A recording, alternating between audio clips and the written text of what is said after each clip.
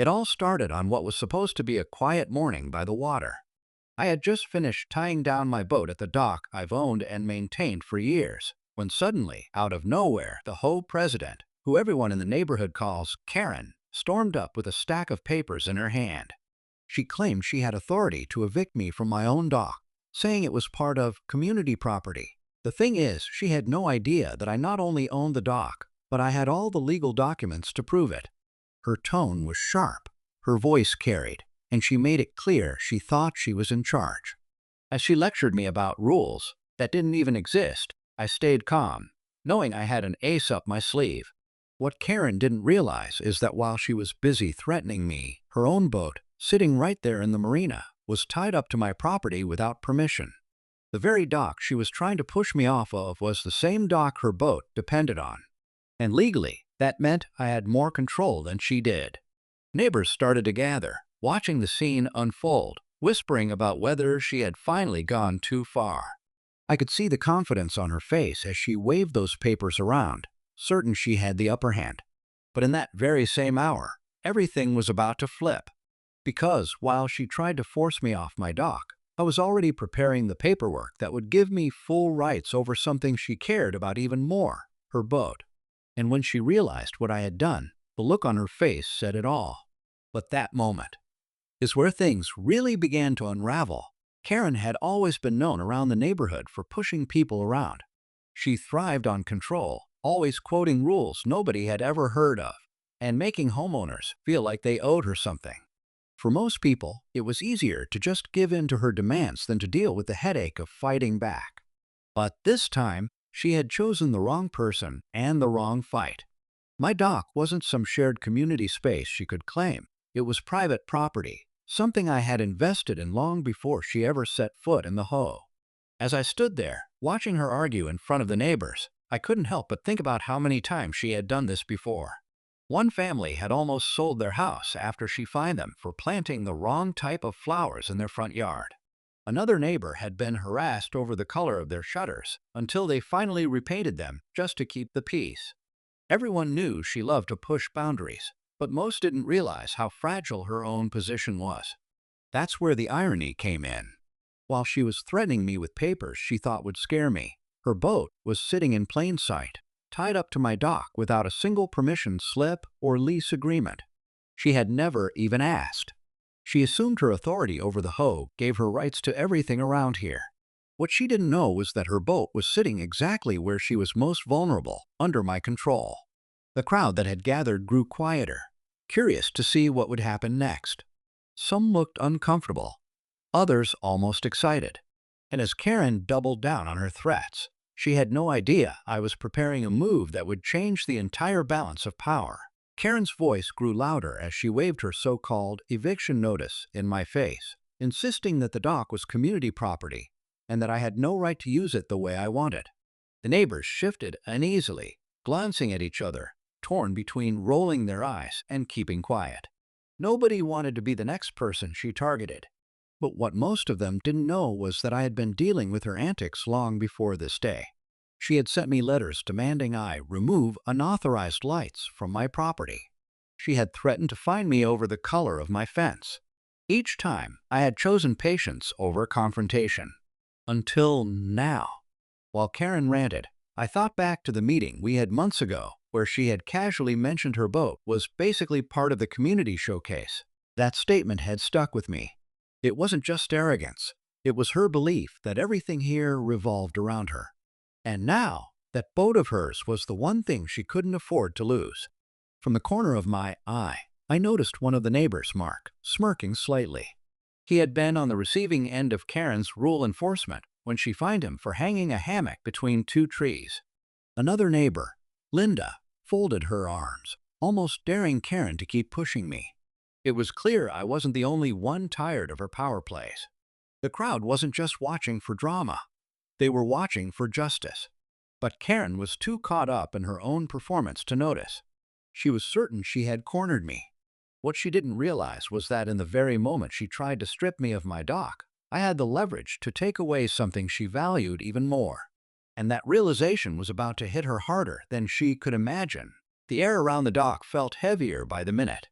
Karen's words cut sharp, her tone full of authority she thought no one would dare question. She waved those papers again, her finger jabbing toward the ground as if the dock itself would suddenly obey her command.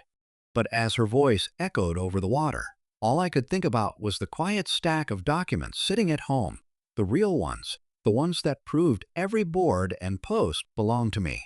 And more importantly, the ones that gave me full rights over what was tied to it. The neighbors leaned in closer, drawn to the standoff like moths to a flame. Some whispered under their breath, others tried to stifle grins. They knew something was shifting, even if Karen didn't. I kept my calm, not out of fear, but because I knew that letting her dig deeper into her own arrogance would make the impact of what came next even stronger. Every insult, every false claim, every ounce of confidence she poured into this performance, it was all building the stage for her downfall. Karen stepped closer, her heels clacking against the wood, demanding I move my boat immediately or face serious consequences. She didn't even glance at her own vessel sitting behind her, secured to the very dock she was trying to take away. That boat was more than just a possession to her. It was her pride, her status, her centerpiece at every hoe gathering. And yet, it sat there silently, waiting, almost as if it knew the storm that was about to break. By now, the crowd was silent, every eye bouncing between Karen and me. The tension was stretched, so tight it felt like a single word could snap it. And I knew, in just moments, everything was about to explode. Just as the silence around the dock grew too heavy to bear, Karen pulled out her phone with a smug smile. She announced to everyone that she had already called a city inspector to come down and handle this mess once and for all. A murmur rippled through the neighbors. If an inspector showed up, this wasn't just a shouting match anymore. It would become an official dispute. Karen's grin widened, certain she had just played her winning card. But what she didn't realize was that her call had opened a door she never should have touched. Because while she thought she was bringing backup, the inspector would be forced to review not only my ownership documents, but also her boat's status. And the moment they saw where her boat was tied, the situation would no longer tilt in her favor. I could feel the neighbors shifting again, this time with more anticipation than doubt. Mark whispered something under his breath, and Linda gave me a knowing look, as if she sensed I had something more powerful in my pocket than Karen's bluff. And she was right. The real twist was already in motion. A few weeks before this confrontation, I had filed paperwork with the marina confirming my rights to manage docking spaces on my property. That paperwork didn't just cover my boat, it covered hers as well. The irony was almost poetic. She had tied her boat to my dock for months without a second thought, never once asking for approval. And now, the very system she had tried to use against me was about to shine a light directly on her mistake. The tension climbed higher with every passing second. Karen thought she was closing the trap. She didn't see that she had walked straight into mine. Minutes later, the inspector finally arrived, clipboard in hand, scanning the scene as the neighbors quietly parted to make way.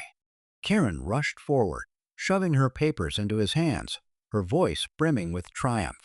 She pointed at me, declaring that I was trespassing and needed to be removed immediately. The inspector raised an eyebrow, but said nothing at first, calmly flipping through her stack of official documents. Then he asked me for mine. I handed over the deed, the docking rights, and the paperwork I had carefully kept for years. His eyes lingered on the signatures, the dates, the clear evidence that the dock had always been mine. He nodded slowly before turning toward Karen's boat, still tied snugly to the posts.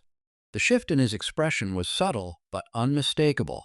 "Ma'am," he began, his tone firm, "this vessel is tied to private property.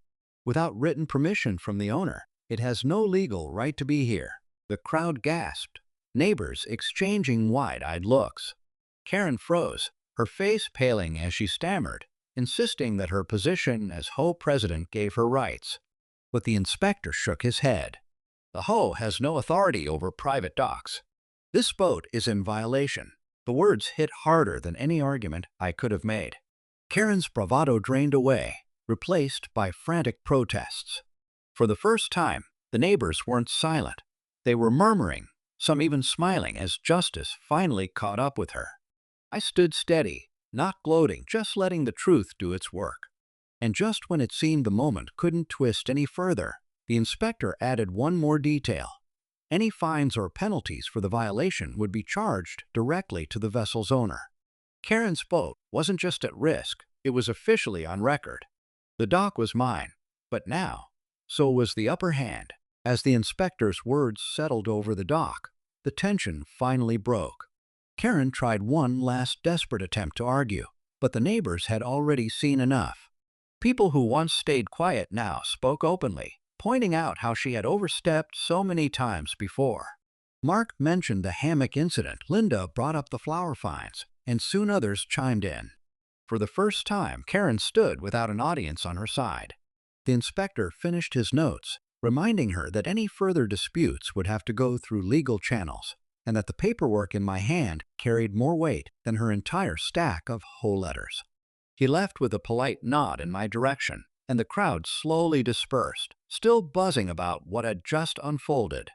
I could see a mix of relief and quiet satisfaction on their faces. They hadn't just witnessed a fight over a dock. They had seen proof that her authority wasn't absolute. Karen untied her boat in silence, her usual confidence gone. Without her shouting or threats, the marina felt calmer, almost like a weight had been lifted. She avoided my eyes, and for once, she didn't have the final word. That was enough. In the days that followed, neighbors began stopping by to thank me. Some shared their own stories of being pushed around. Others just wanted to express how good it felt to see someone stand up to her. The dock returned to what it was meant to be, a quiet place by the water, free of conflict. Looking back, the lesson was clear. Sometimes the best way to deal with people who abuse power isn't to shout louder, but to stand steady with the truth. And in this case, the truth was stronger than any home rule Karen could ever invent.